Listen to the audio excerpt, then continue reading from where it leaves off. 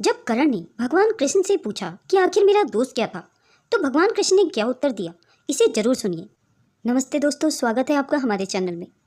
महाभारत काल में दानवीर योद्धा कर्ण भगवान कृष्ण से पूछते हैं कि हे माधव, मेरी माँ ने मुझे उसी समय छोड़ दिया जब मैं पैदा हुआ था। क्या यह मेरी गलती है कि मैं एक नाजायज़ बच्चा पैदा हुआ?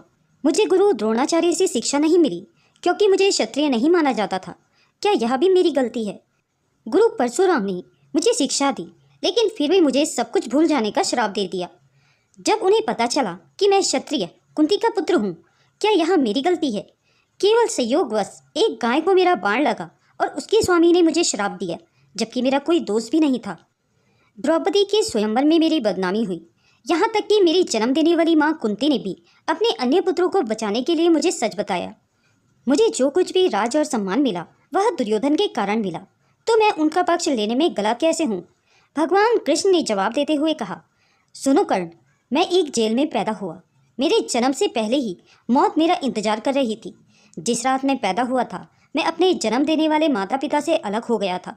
बचपन से तुम तलवारों, रथों, घोड़ों, धनुष बाणों का शोर सुनते सुनते बड़े हुए हो, लेकिन चलना सीखने से पहले ही मेरे जीवन पर गायों के झुंड का भार था और मुझे मारने के कितने ही प्रयास किए गए।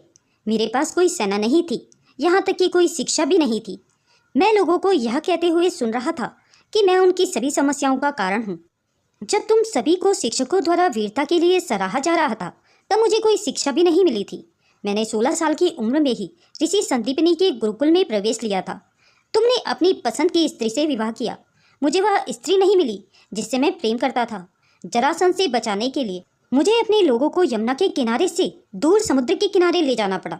मुझे भागने के लिए कायर कहा गया। यदि दुर्योधन युद्ध जीतता है तो तुम्हें बहुत श्रेय मिलेगा। धर्मराज के युद्ध जीतने पर मुझे क्या मिलेगा? युद्ध और उससे संबंधित समस्याओं के लिए केवल मुझे ही दोष दिया जाएगा। एक बात याद रखो कर्ण, जीवन में हर किसी के सामने चुनौतियां होती हैं। जीवन किसी के लिए भी उचित और आसान नहीं होता, लेकिन सही क्या है तुम्हारे अंतर्मन को ये पता होता है। चाहे हमारे साथ कितना भी अन्याय हुआ हो, हम कितनी भी बार बदनाम हुए हों, कितनी भी बार हम असफल हुए हों, महत्वपूर्ण यह है कि हमने उस समय कैसी प्रतिक्रिया दी। जीवन का अन्याय हमें गलत रास्ते पर चलने की अनुमति नहीं देता। अगर दुर्योधन ने अन्याय का सामना किया है तो युधिष्ठिर ने भी अन्याय भुगता है। हाँ, एक बात और ऐसी रही जिस पर तुमने निर्णय जानते बूझते हुए भी असमंजस में लिया।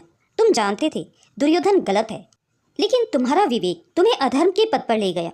जीवन कुछ बिंदुओं पर कठिन हो सकता है, लेकिन भाग्य हमारे द्वारा पहने जाने वाले जूतों से नहीं, बल्कि हमारे द्वारा उठाए गए कदमों से ही बनता है। भगवान कृष्ण ने कहा कि हे कर्ण, अगर तुम्हारे कदम तुम्हें अधर्म की ओर ले गए हैं तो यह तुम्हारा स्वयं का निर्णय है, और प्रत्येक निर्णय के लिए हम स्वयं ही उत्तरदायी होते हैं। जय श्री कृष्ण। दोस्तों, अगर यह वीडियो आपको पसंद आई हो तो इसे लाइक और शेयर जरूर करें। अगर आप हमारे चैनल पर पहली बार हैं और आपको यह वीडियो पसंद आया हो तो इसे सब्सक्राइब जरूर करें। वीडियो को अंत तक देखने के लिए आप सभी का बहुत बहुत धन्यवाद।